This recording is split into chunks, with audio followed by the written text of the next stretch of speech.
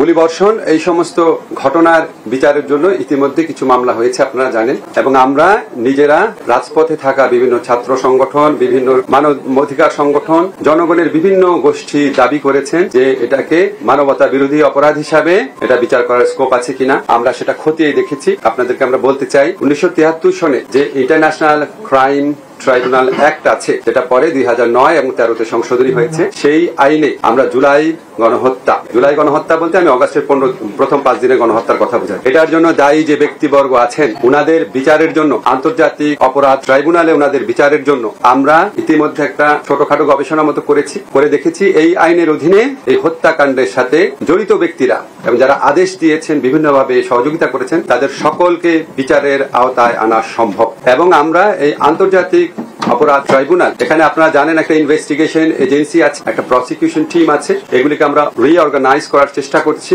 আদালতটা একটু পরে করব। আর এই ইনভেস্টিগেশনের ক্ষেত্রে এটা আমরা জাতিসংঘের তত্ত্বাবধানে করার চেষ্টা করছি। জাতিসংঘ থেকে আমাদের বারবার সহযোগিতার আশ্বাস দেওয়া হয়েছে। আমরা বিচারে সত্যিকারের স্বচ্ছতা, নিরপেক্ষতা নিশ্চিত করার জন্য আমরা জাতিসংঘের তত্ত্বাবধানে আমাদের ইনভেস্টিগেশন টিম থাকবে, তারা কাজ করবে জাতিসংঘের তত্ত্বাবধানে, সর্বাত্মক তত্ত্বাবধানে। সেটার লক্ষ্যে সমস্ত উদ্যোগ গ্রহণ করব। ইতিমধ্যে এখানে জাতিসংঘের যে আবাসিক প্রতিনিধি আছে ওনার সাথে আমরা মিটিং করব, ডিসিশন নিয়েছি, ডেট ঠিক হয় না, সহযোগিতা চাবো। এছাড়া আমাদের আরো উচ্চ পর্যায় থেকে জাতিসংঘের বিভিন্ন কনসার্ন এজেন্সি আছে, ওনাদের সাথে যোগাযোগ করা হবে, আমরা করব। আমরা আশা করছি দ্রুত আমরা এটা শুরু করতে পারবো। প্রথম প্রশ্ন হচ্ছে, আমরা রোম স্ট্যাটিউট যেটার বলে আন্তর্জাতিক ইন্টারন্যাশনাল ক্রিমিনাল কোড স্ট্যাবলিশ হয়েছে, আমরা রোম স্ট্যাটিউটের রেটিফাইং কান্ট্রি অর্থাৎ সদস্যরা। কিন্তু আপনি আন্তর্জাতিক অপরাধ আদালতে তখনই যেতে পারবেন যদি আপনি নিজস্ব অপরাধ আদালতে এটার বিচার করতে আনউইলিং, অনিচ্ছুক বা আনএবল, অসমর্থ হন। আমরা তো অসমর্থ না। আমরা এই বিচারটা করা যায় নাকি সেই ব্যাপারে আমরা বদ্ধপরিকর, এবং এই বিচারের আওতায় সর্বোচ্চ পর্যায়ে, বিগত সরকারের সর্বোচ্চ পর্যায়ে ব্যক্তিদের সংশ্লিষ্টতা খতিয়ে দেখে ওনাদেরও বিচার করা সম্ভব বলে এটা আমরা মনে করছি। ভিকটিম পরিবারের ন্যায় বিচার পাওয়ার সবচেয়ে বড় একটা স্কোপ তৈরি হয়েছে। আপনারা জানেন আমাদের পুলিশ প্রশাসনকে কিভাবে ব্যবহার করা হয়েছে, আমাদের মন্ত্রীরা পুলিশ প্রশাসনকে কিভাবে ব্যবহার করেছে, আমাদের মন্ত্রী এবং রাজনৈতিক দল নেতারা ছাত্র সংগঠন, ছাত্রলীগের মতো ঐতিহ্যবাহী একটা সংগঠন, বাংলাদেশের স্বাধীনতা সংগ্রামে অন্যতম ভূমিকা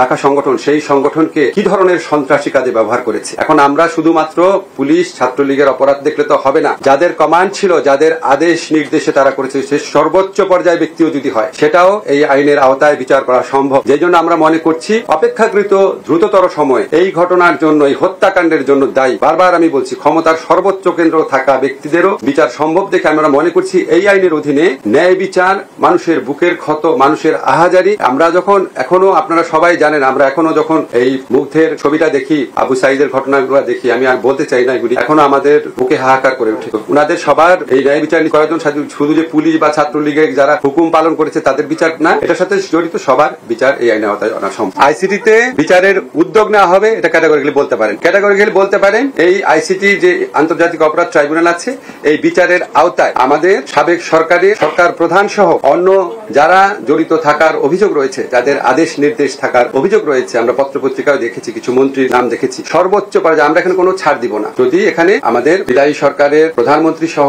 অন্যদেরও যদি কমান্ড রেসপন্সিবিলিটি থাকে, আমরা সেটা পর্যন্ত খতিয়ে দেব। আমরা তো প্রথম করব, আমি তো আপনাদের ধরেন এত কিছু উত্তর দিতে পারবো না এখনই। আমরা বিচারের উদ্যোগ নিব, তারপরে ওইটা হচ্ছে পরের প্রশ্ন, সেটা আমরা খতিয়ে দেব। বিচার কার্য শুরু হলে আসামি যারা থাকবেন তারা পৃথিবীর যে কোনো প্রান্ত, মানে বাংলাদেশে আসার মতো মানে আন্তর্জাতিক সম্পর্ক কোন দেশের নাই, আপনারা জানেন। তো যাদের আপনার যেমন ইসরায়েলি নাগরিকরা আসতে পারে কিনা আমি শিওর না, বাট যারা অন্য যে কোনো দেশের যারা আসতে চান আইনজীবী হিসাবে এই জুলাই হত্যাকাণ্ডে জড়িত ব্যক্তিদের পক্ষে আমরা তাদের কোনো বাধা দিব না। আপনারা তো জানেন একটা বিচার কার্য কত জটিল বিষয়। আমাদের প্রথম প্রায়োরিটি হচ্ছে জুলাই হত্যাকাণ্ডের বিচারের উদ্যোগ। সেকেন্ড প্রায়োরিটি হচ্ছে এই যে আপনাদের গায়েবী মামলা হয়েছিল, অবিশ্বাস্য সব মামলা, যেগুলি আপনারা সাংবাদিকরা যেগুলি উদ্ঘাটন করেছেন, আপনারা সাংবাদিকরা প্রমাণ করে দিয়েছেন গায়েবী মামলা আপনাদের রিপোর্টে, কিন্তু আনফরচুনেটলি আমাদের বিচার বিভাগের চোখে পড়ে নাই। কেন পড়েনি আমি খুব অবাক হতাম। আল্লাহ আমাকে সুযোগ দিয়েছে এটা জানার চেষ্টা করার। অবশ্যই আমরা গায়েবী মামলা প্রত্যাহার সহ মিথ্যা ষড়যন্ত্র মামলা যা হয়েছে পরের স্টেপে আমরা দেখব।